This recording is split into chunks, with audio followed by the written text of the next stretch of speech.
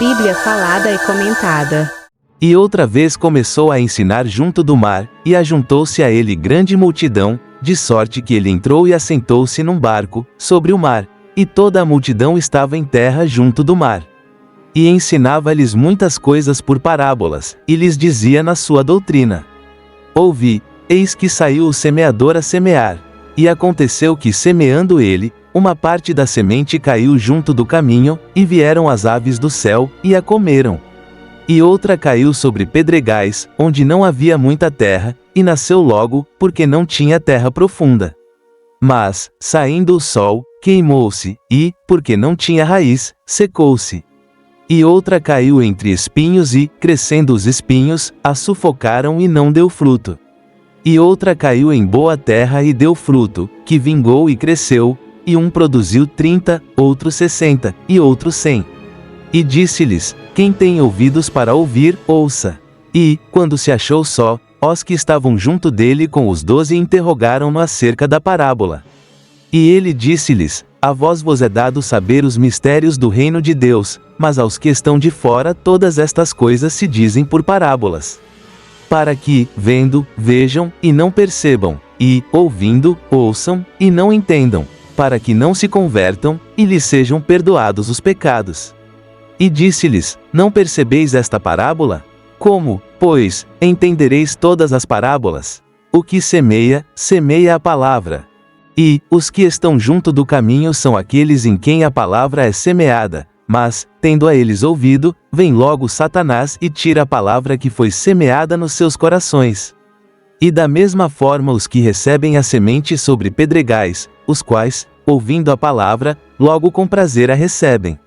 Mas não têm raiz em si mesmos, antes são temporãos, depois, sobrevindo tribulação ou perseguição, por causa da palavra, logo se escandalizavam. E outros são os que recebem a semente entre espinhos, os quais ouvem a palavra.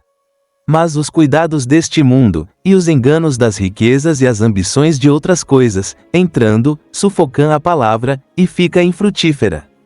E estes são os que foram semeados em boa terra, os que ouvem a palavra e a recebem, e dão fruto, um 30, e outro 60, e outro 100.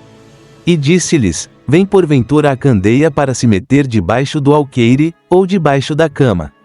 Não vem antes para se colocar no velador? Porque nada há encoberto que não haja de ser manifesto, e nada se faz para ficar oculto, mas para ser descoberto. Se alguém tem ouvidos para ouvir, ouça. E disse-lhes: Atendei ao que ides ouvir.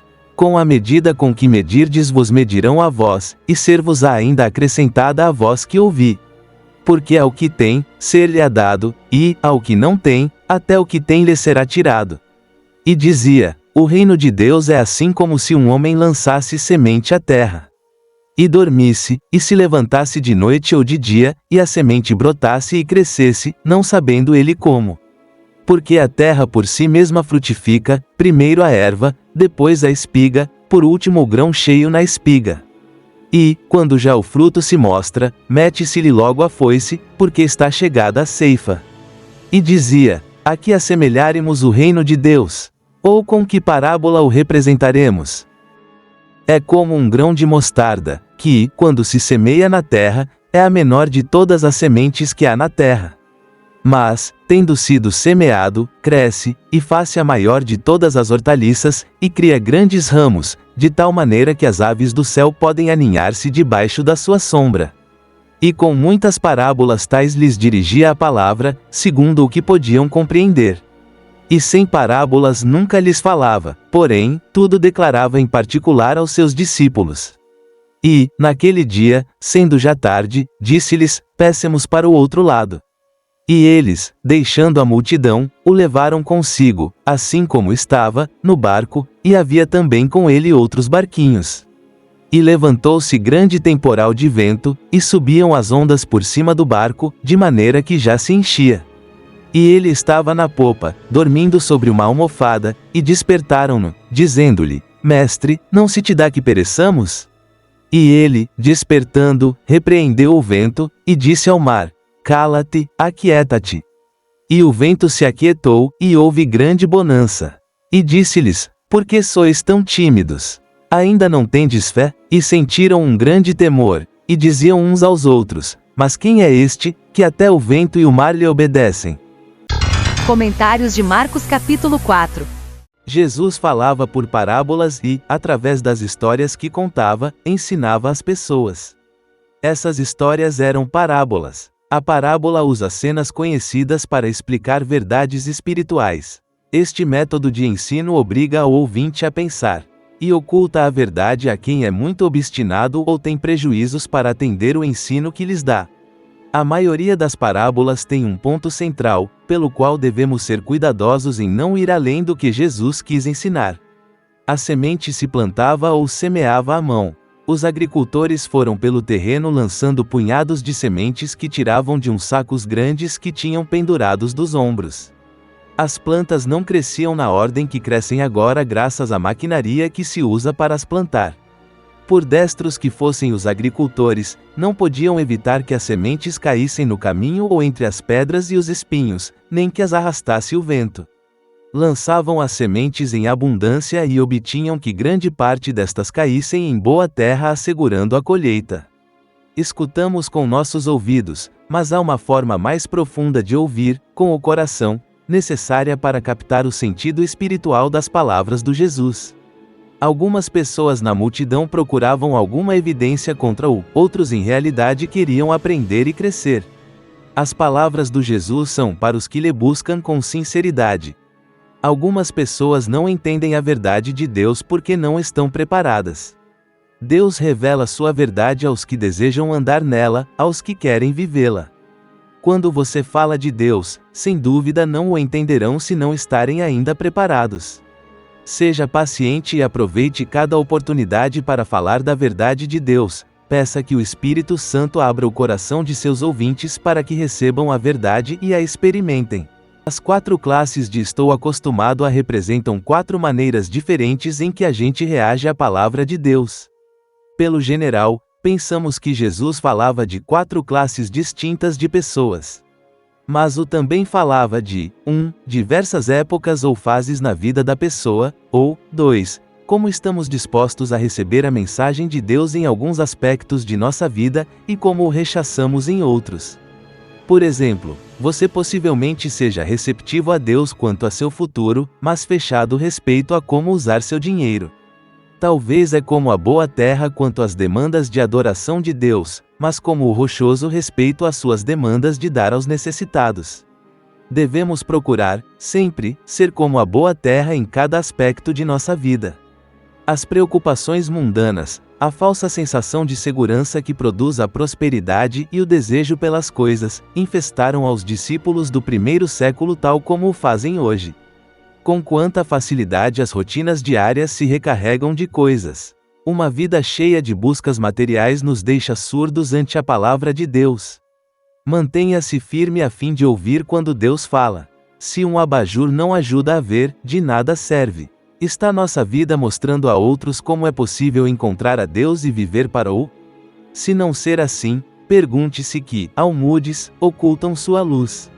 A autocomplacência, o ressentimento, a dureza de coração ou a desobediência podem ser almudes que impedem que a luz de Deus brilhe através de você para a bênção de outros.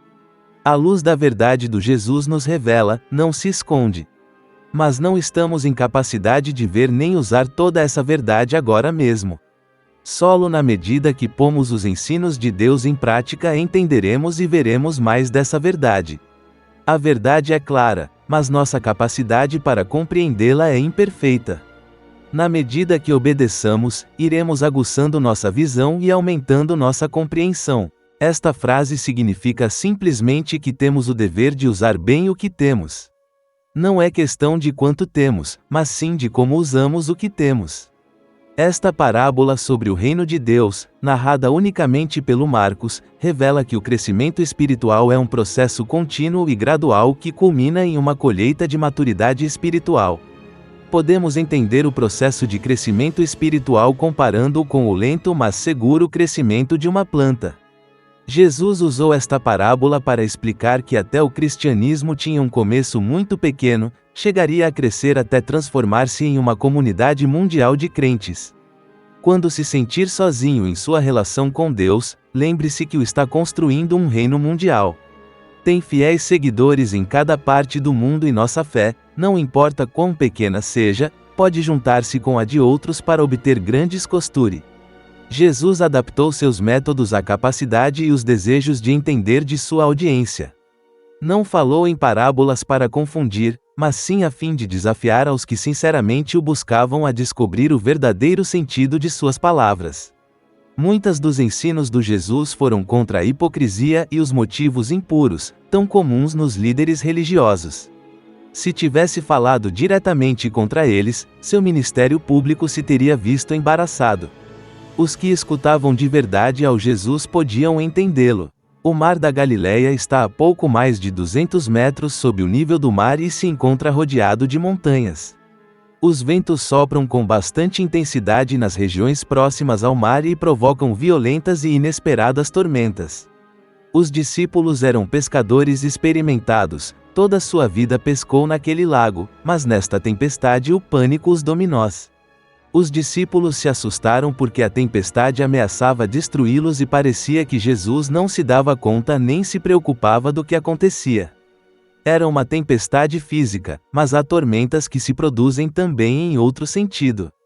Pense nas tormentas de sua vida, nas circunstâncias que provocam em você grande ansiedade. Qualquer que seja sua dificuldade, tem duas opções: preocupar-se e supor que ao Jesus não importa, ou resistir o medo e pôr toda sua confiança no. Quando o pânico queira fazer presa de você, confesse sua necessidade a Deus e confie em que o cuidará de sua vida. Os discípulos andavam com o Jesus, mas o subestimavam. Não compreendiam que seu poder se aplicava também àquela situação. Jesus esteve conosco durante 20 séculos e, em que pese a isso, ao igual aos discípulos, subestimamos seu poder quanto a resolver as crises de nossas vidas. Os discípulos ainda não conheciam bem ao Jesus, mas nós não temos a mesma desculpa.